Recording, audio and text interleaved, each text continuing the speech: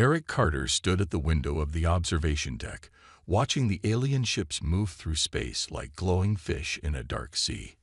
In his 20 years as a diplomat, he had never seen the Galactic Council so busy. Today was important. Today might be the day everything changed. "Captain Carter, they're ready for us," said Amanda Fisher as she joined him. Her science uniform looked crisp and clean next to his more worn diplomatic attire. Eric nodded. "Let's hope they actually listen this time." They walked together through the gleaming halls of the council station. Aliens of all kinds moved around them. Some had too many eyes. Others had blue or green skin. A few floated instead of walked. Once, humans had been amazed by these sights. Now they just reminded Eric of how alone humans were in this vast galaxy. The council chamber doors opened with a soft hiss. Inside, 12 alien representatives sat in a half-circle on raised platforms. In the center was a single, smaller seat, the human seat. Captain Eric Carter and Chief Science Officer Amanda Fisher of Earth announced the computer voice. Eric felt the familiar weight of their stares as he and Amanda took their places. The council had never treated humans as equals, but lately things had gotten worse. Councillor Zexteri of the Vesperian Empire leaned forward. His insect-like features showed no emotion, but his voice carried clear disdain. "We have reviewed your petition for equal resource rights. It has been denied." "On what grounds?" Eric asked, keeping his voice calm despite the anger building inside him. "Humans have not proven themselves worthy of such resources," said Zexteri. "Your species is too unpredictable, too dangerous." "We've been peaceful members of this council for 30 years, Eric replied. "We've shared our medicine, our art, our technology." "Limited technology," interrupted Councillor Gren, a gray-skinned being with 4 arms. "You keep your best advances secret. We all know this." Amanda stepped forward. "We've shared everything required by our treaties. But that's not the real issue today, is it? You've been cutting our supply lines. 3 human colonies are facing food shortages because of your new restrictions." A murmur went through the chamber. Eric noticed that not all the councillors seemed comfortable with this conversation. "Safety measures," said Zexteri dismissively. "Which brings us to our main point. The council has decided that human military ships must be placed under direct council control, for everyone's safety." The room went silent. Eric felt cold. This was worse than he had imagined. "You want us to surrender our fleet?" he asked. "Not surrender. Simply accept protective oversight." Eric looked around the room, hoping to find at least one sympathetic face. Councillor Xindrel of the Phaedon gave him a small nod. At least someone understood what this meant. "This is completely unacceptable," Eric said firmly. "Earth will never give up its right to self-defense." "It is not a request, Captain," said Zexteri. "It is a directive. You have 30 Earth days to comply." On the journey back to Earth, Eric and Amanda sat silently in the ship's meeting room. Finally, Amanda spoke. "They're afraid of us." Eric nodded. "They've always been afraid, but now they're doing something about it." "What will President Gonzalez say?" Amanda asked. "She'll say what I'm thinking. This isn't about safety. It's about control." Eric pulled up the communicator. "We need to talk to Admiral Blackwell and the intelligence office. This situation is worse than we thought." Amanda hesitated. "Should I tell you about Project Exodus now, or wait for the official meeting?" Eric looked at her sharply. "Project what?" "Something we've been working on at Europa Station. A contingency plan, in case the council ever went too far." She met his eyes. "I think we just reached too far." As their ship approached the blue-green sphere of Earth, Eric wondered if he was seeing his home planet for one of the last times. The council had finally shown their true intentions. Now humans would show theirs. Whatever Project Exodus was, Eric was certain of one thing: humans wouldn't bow down. They might just walk away instead. The meeting room in the White House basement was packed with the most important people on Earth. President Lisa Gonzalez sat at the head of the table, her face serious as she listened to Eric Carter finish his report. "So that's it," Eric said. "The Council wants our ships in 30 days. They want to strip us of our ability to defend ourselves." Admiral John Blackwell, a tall man with gray hair and sharp eyes, slammed his fist on the table. This was always their plan. Let us join their precious council, then slowly take everything from us. "We should fight," said Eliza Daniels from Intelligence. "We have hidden strengths they don't know about." President Gonzalez raised her hand for quiet. Fighting the entire Galactic Council would cost millions of lives. There must be another option. She turned to Amanda Fisher. "You mentioned something called Project Exodus. Now's the time to explain." Amanda nodded and stood up. She touched a control, and a hologram appeared above the table. It showed Jupiter and its moons. "For the past 8 years, we've been working in secret on Europa. The Council thinks we're just mining ice there." She changed the image to show massive ships hidden inside the moon. "We've built generation ships, enough to carry all of humanity if we had to leave." The room went silent. "Leave? Leave the solar system?" Admiral Blackwell asked, shocked. "Not just the solar system," Amanda said. "Leave Council space entirely. We found a way to travel beyond the areas they control." "How is this possible?" Eric asked. "The Council monitors all long-range travel." Amanda smiled. "Not all of it. We've developed technology we never shared with them. Faster ships, better shields, ways to hide our movements." "And weapons?" Admiral Blackwell asked. "Yes," Amanda admitted, "though we hoped never to need them." President Gonzalez stood up and walked to the window. Outside, Washington, D.C. looked peaceful in the spring sunshine. Citizens walked the streets, not knowing their fate was being decided. "How long would it take," she asked, "to evacuate Earth and all our colonies?" 3 months, Amanda said. "If we start now and work in secret." "The Council would never allow it," Eliza pointed out. "They wouldn't know," Amanda replied. "Not until it was too late." Admiral Blackwell pulled up his own data screen. "I could gradually reposition our fleet, make it look like normal movements while actually preparing for a complete withdrawal." President Gonzalez turned back to the room. "What about our people who have married aliens? Those with deep connections to Council worlds?" "They would have a choice," Amanda said. "But they need to understand, once we're gone, we're gone." Eric thought about what this meant. We'd be leaving behind everything we've built out there. Trading posts, research stations, diplomatic ties. "Yes," said President Gonzalez, "but we'd be keeping our freedom." She looked at each person in the room, one by one.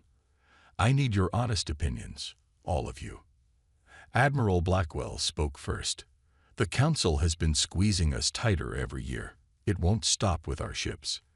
Next will be our research, then our right to travel, then who knows what. I say we leave." Eliza nodded.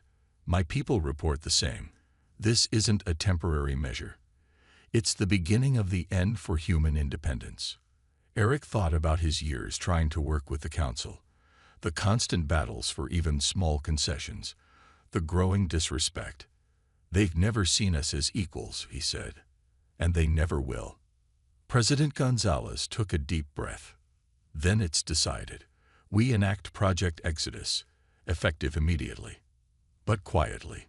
The Council must not suspect anything until we're ready." As the meeting ended, Eric stopped Amanda in the hallway. "You've been planning this for years," he said. "Did you always think it would come to this?" Amanda looked tired but determined. "We hoped for the best, but we prepared for the worst." Outside, the sun was setting on Earth. Soon it would set on humanity's time in Council space too. Kevin Walsh hugged his favorite friend one last time. The alien's blue skin felt cool against his own. "I wish you didn't have to return to Earth so suddenly," said Krenval. "Will you come back soon?" Kevin nodded, trying to hide the truth in his eyes. "Sure, business trips never last long." But he knew he would never see this space station or his alien friend again. All across council space, scenes like this played out. Humans said goodbye, made excuses, and quietly disappeared. One by one, then in groups, then in larger numbers. They left behind jobs and some possessions, but took what mattered most. On Europa, Jupiter's icy moon, Dr. Samantha Rivera worked without rest. The massive caverns inside the moon buzzed with activity as the enormous generation ships prepared for their journey. Status report, she called to her team. FTL drives at 94% readiness, said her assistant. The masking technology is fully operational. When these ships move, no one in council space will detect them. Samantha checked her data pad. According to the latest numbers, nearly 40% of humanity had already been moved to safety. The council still suspected nothing. In the Grand Council chamber, Councillor Xindrel of the Faden noticed something unusual. The human trade reports showed a 15% drop in the last month. Not enough to cause alarm, but enough to notice. Has anyone else observed changes in human activity? Xindrel asked during a minor session. Councillor Zexteri waved a dismissive limb. They are simply being difficult about our new directives. They will comply when the deadline comes. I'm not so sure, said Xindrel. My sources say many humans have returned to Earth for family emergencies or business meetings. More than is normal. Let them sulk on their home planet, another councillor said. They'll realize they need us more than we need them. At the Europa base, Admiral Blackwell coordinated the movement of Earth's military ships. Unlike the civilian evacuation, which happened in small groups, the military withdrawal would need to happen all at once. We'll position most of our fleet near Neptune, he told his captains. When the signal comes, we make one jump directly to the rendezvous point beyond council space. What about our ships currently docked at council stations? Asked Captain Patricia Miller. They have received special orders, Admiral Blackwell said. They know what to do. On Earth, city by city, people packed up and left. They told neighbors they were going on vacation or visiting family. The great evacuation ships came down at night in remote areas, loaded people and essential supplies, then vanished back into space. In New York, San Francisco, and other major cities, the streets grew subtly emptier each day. Stores closed. Homes were left vacant, but it happened slowly enough that those who remained didn't quite notice the pattern. 3 weeks into the evacuation, President Gonzalez received news that made her smile for the first time in days. 70% complete, her aide reported. We're ahead of schedule. And the council? She asked. Still in the dark. They've noticed some economic disruptions but haven't connected the dots. They believe we're just being stubborn about the fleet directive. President Gonzalez looked out over the White House lawn, now mostly staffed by robots, and the few humans who would stay until the very end. How ironic, she said. Their arrogance is actually helping us escape them. In his apartment on Alpha Centauri Colony, Eric Carter packed the last of his personal items. This colony had been humanity's first step into the stars. Now it would be among the last places they left. His communication device flashed with a message from Amanda. Europa ships ready. Final phase begins tomorrow. Eric looked around his empty home. Across human space, millions were doing the same, quietly walking away from a council that had never truly welcomed them. Soon, the council would have what it apparently wanted, a galaxy without humans. Eric wondered how long it would take them to regret it. The council chamber buzzed with whispers. Something was different today. The normally half-empty visitor seats were filled with aliens from every corner of the galaxy. Word had spread that the humans had requested a special session. Eric Carter stood outside the chamber doors, adjusting his formal uniform one last time. Today wasn't just another diplomatic meeting. Today was the day humanity said goodbye. Are you ready? Amanda Fisher asked beside him. As ready as I'll ever be, Eric replied. Is everything else in place? Amanda nodded. President Gonzalez and the last government officials leave Earth in 6 hours. Dr. Rivera has activated the planetary shield system. 97% of all humans have already left Council space. The chamber doors opened. Eric took a deep breath and walked inside. Captain Eric Carter of Earth, the announcement system chimed. As Eric walked to the center of the room, he noticed the confusion on the council members' faces. Normally, a human delegation would include several people. Today, it was just him. Counselors, Eric began, his voice strong and clear. I come before you today with an important message from Earth. Counselor Zexteri leaned forward. If this is about the fleet directive, you have only 3 days remaining to comply. This is not about the directive, Eric said. This is about humanity's future. As of this moment, Earth and all human colonies formally withdraw from the Galactic Council. The chamber erupted in noise. Aliens shouted questions and objections. Some laughed, thinking it was a joke. Counselor Ixindrel raised a hand for silence. Captain Carter, you cannot simply withdraw. There are procedures, treaties, obligations. All treaties have been fulfilled, Eric said. All debts have been paid. All obligations have been met. We are free to leave, and we have chosen to do so. This is absurd, Zexteri said. Where would you even go? All habitable systems are within Council space. Eric allowed himself a small smile. That is not entirely accurate. But where we go is no longer your concern. A new wave of voices filled the room. Eric waited patiently until the High Counselor called for order. Even if you wish to leave, said the High Counselor, it would take years to relocate your people and assets. It would, Eric agreed, if we were just starting now. The room grew quiet as the implication of his words sank in. What do you mean? Asked Counselor Zexteri, his voice suddenly less confident. I mean that humanity began leaving 3 months ago, Eric said. While you were debating how to control us, we were quietly walking away. 97% of all humans have already left Council space. Stunned silence filled the chamber. Then chaos erupted again. Impossible, shouted Zexteri. Check your records, Eric suggested. Look at the patterns, the gradual reduction in trade, the slow emptying of human settlements. We didn't flee in panic. We simply left. On screens around the chamber, data began to appear as council members frantically searched for confirmation. Trade volumes had indeed been declining. Human outposts reported as fully staffed were showing minimal life signs when scanned now. You can't do this, Zexteri insisted. The council depends on human goods and services for countless essential functions. Yes, Eric said, his voice growing harder. It does. Perhaps you should have considered that before treating us as second-class members. Counselor Ixindrel looked troubled. Where have your people gone, Captain? To a place beyond Council reach, Eric answered, where we can build our own future, free from restrictions and prejudice.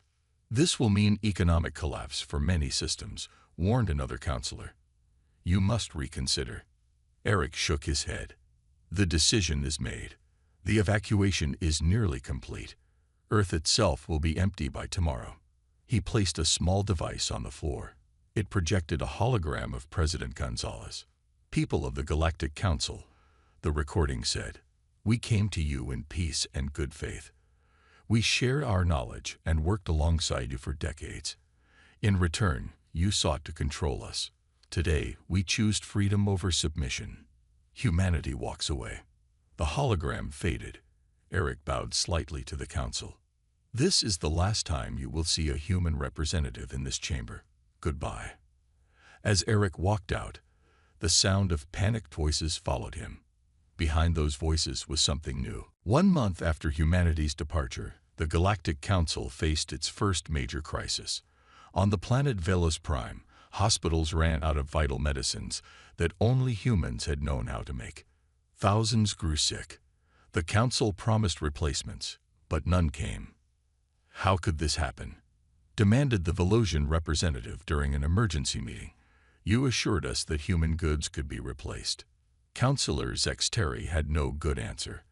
The truth was becoming clear. The Council had severely underestimated its dependence on humans.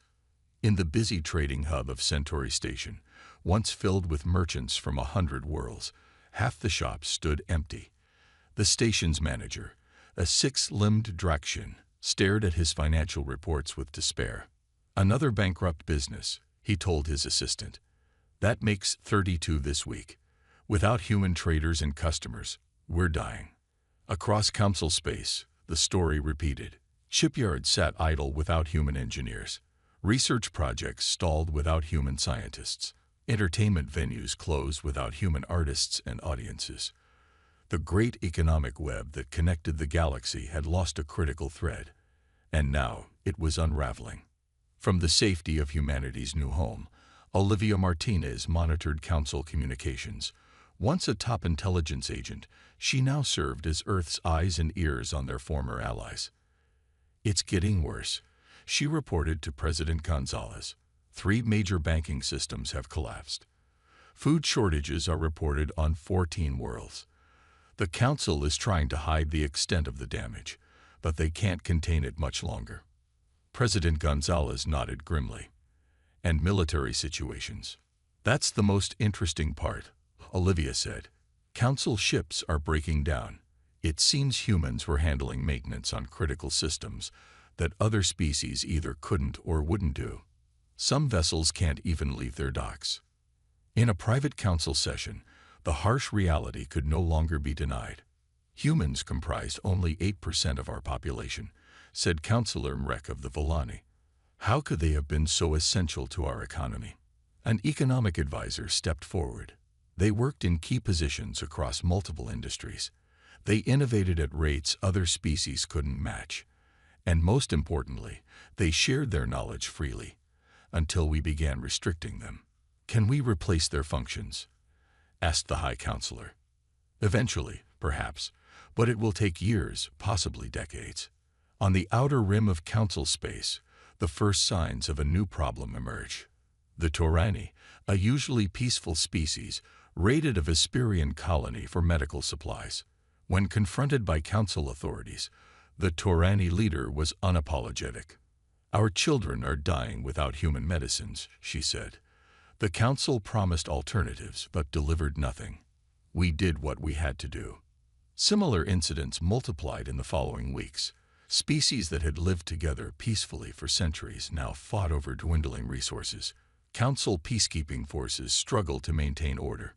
In his luxurious private chambers, Councillor Zexteri reviewed the latest economic projections with growing alarm. His own family's vast trading empire had lost 60% of its value in just 1 month. If things continued this way, they would be ruined within a year. We must find the humans, he told his advisors. Convince them to return. But how? Asked one. They left no trace of where they went. Our best tracking systems found nothing. Someone must know something, Zexteri insisted. Offer rewards. Hunt down any humans who might have stayed behind. We need to open communications before it's too late. Little did Zexteri know that things were about to get much worse. On the edges of Council space, sensors began picking up unusual activities.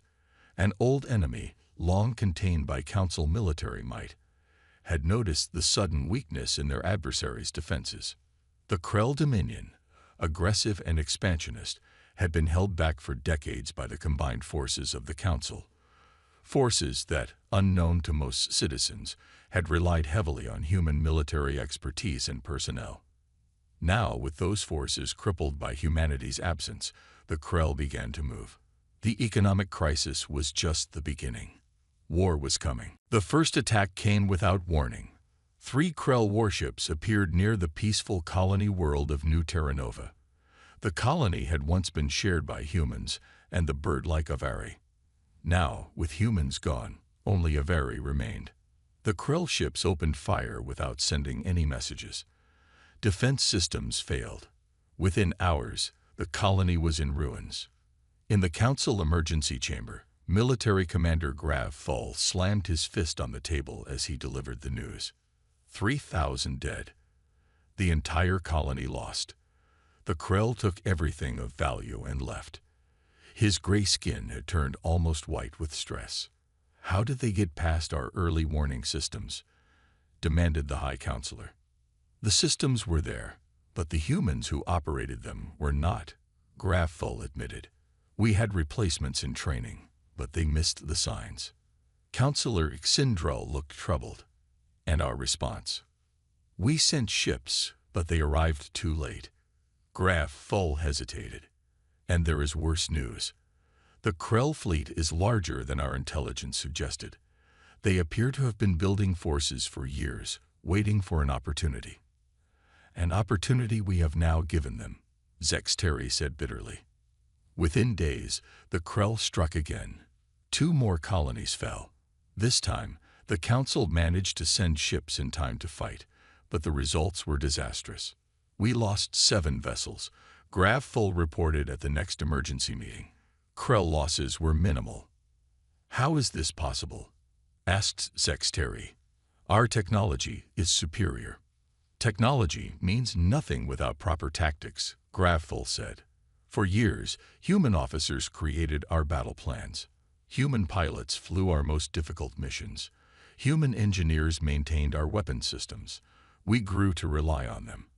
And now we are paying the price."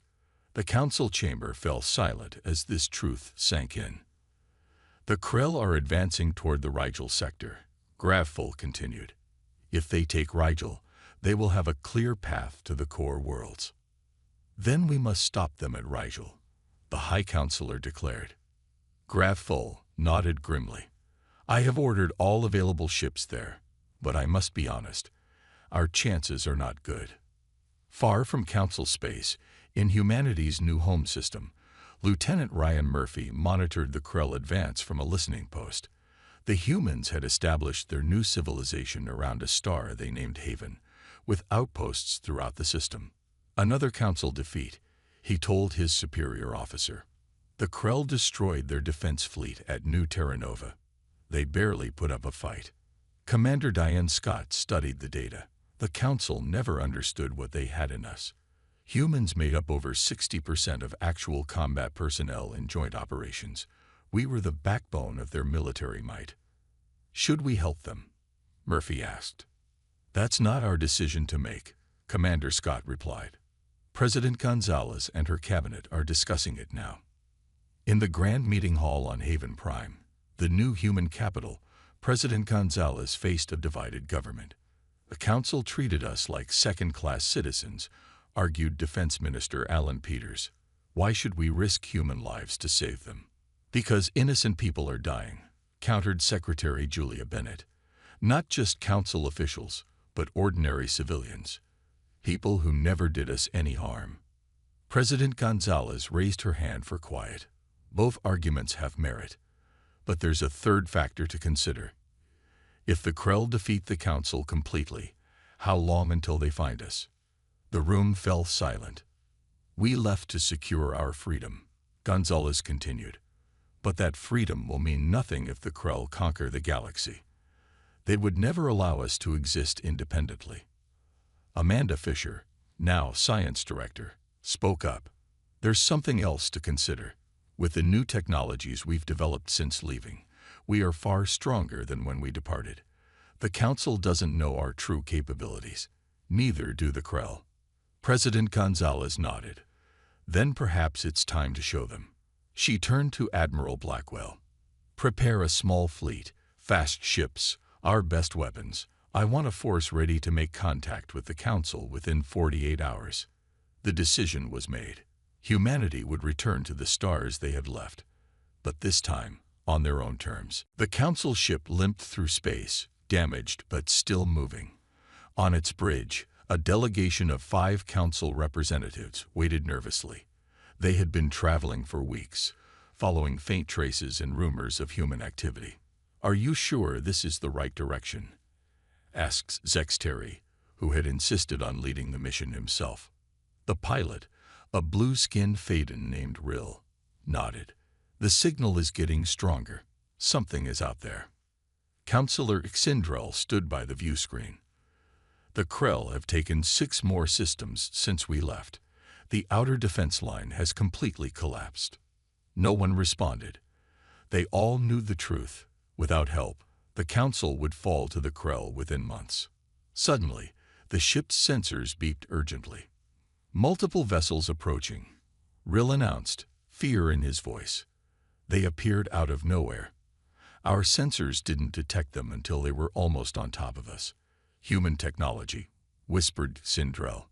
It must be. A voice came through the communication system, speaking the common galactic language. Council vessel, this is Captain William Foster of the Human Defense Force. State your purpose in this region. Zex Terry stepped forward. This is Counselor Zex Terry of the Galactic Council. We come seeking the human government on an urgent diplomatic matter. There was a pause. Then, follow our lead ship. Any deviation from the course will be considered hostile action. 4 sleek, silver ships surrounded the Council vessel. They looked nothing like the human ships the Council had seen before. These were clearly more advanced, their hulls smooth and seamless, their engines silent. The small fleet traveled for several hours until a star came into view, with several planets orbiting it. By the Ancient Ones, Rill gasped as they approached the 3rd planet. They'd built all this in just 6 months. Below them, a beautiful blue-green world shimmered. But unlike Earth, this planet featured massive floating cities in its skies, glittering structures that seemed to be made of light and metal combined. Orbital stations formed a protective ring around the planet, and dozens of ships moved in organized patterns. Welcome to Haven, Captain Foster's voice announced. You will dock at Station Alpha and be escorted to the surface. When the Council delegation stepped onto Haven's soil, they could barely hide their shock. The human city before them looked like something from the far future. Buildings rose and curved in ways that seemed to defy physics. Vehicles moved through the air without visible engines. People walked the streets looking healthy and happy. A familiar face greeted them. Eric Carter, now dressed in civilian clothes rather than his old diplomatic uniform. Counselor Zex Terry, Eric said with a slight bow. This is unexpected. Not as unexpected as all this, Zex Terry replied, gesturing at the city around them. How is this possible? You left Council space only 6 months ago. Eric smiled. We had been preparing for years. And without Council restrictions on our technology, we've advanced quickly. He gestured for them to follow. President Gonzalez has agreed to meet with you. The government building was simple but elegant. Inside, President Gonzalez sat at a round table with several advisors, including Amanda Fisher. Counselors, Gonzalez greeted them. I assume this isn't a social visit. Zex Terry, normally proud and confident, looked humbled. We come seeking help. The Krell have broken through our defenses. They have taken 9 systems and killed millions. Without assistance, the Council will fall. And why should we help? Asked Amanda. The Council made it clear we weren't valued. We were wrong, said Sindrel simply. We failed to appreciate what humans brought to the galaxy. We treated you unfairly, and now we are paying the price. Zex Terry stepped forward and did something unprecedented. He bowed low, a sign of complete submission in Vesperian culture. On behalf of the Council, I formally apologize to humanity. We ask not as rulers or even equals, but as suppliants. Help us survive the Krell threat. President Gonzalez exchanged looks with her advisors. Then she stood. The Krell are a threat to all sentient life, not just the Council. We will help you fight them. Her expression hardened, but not on the old terms. If humans return to Council space, it will be as true equals, with full rights and recognition. Anything, agreed Zex Terry. The Council will agree to anything you ask. For the first time since their arrival, Eric smiled. Be careful what you promise, Counselor. You haven't even seen our conditions yet. 3 days later, the Council representatives sat stunned as they read the Human Galactic Accord. President Gonzalez and her advisors waited patiently for their response. These terms are, Zex Terry struggled for words. Fair, finished Xindrel. Surprisingly fair, given how we treated humans. The accord was simple but revolutionary. Humans would return to help fight the Krell, but as an independent power, not as council members. They would share certain technologies but keep others private. Human colonies would be returned, with additional territories granted as compensation. Most importantly, a new joint leadership body would replace the old council, one where all species had equal representation. "Your people will accept this?" asked Zexteri. "They already have," said President Gonzalez. "Now the question is whether yours will." "They have no choice," said Xindrel. "Without human help, there will be no council left to govern." The signing ceremony was brief. When the last signature was in place, Amanda Fisher stepped forward. "Now let's discuss the Krell. Our intelligence suggests they're planning a major assault on Rigel Prime in 6 days. We need to move quickly." As the council delegation returned home with the signed accord, Captain William Foster prepared the human fleet. 50 advanced warships, more than anyone had known humans possessed, gathered above Haven. Remember, Foster told his captains, this is not just about saving the council. It's about showing them who we really are, what humans are capable of when we're free to reach our potential. On the Galactic Council homeworld, news of the accord spread quickly.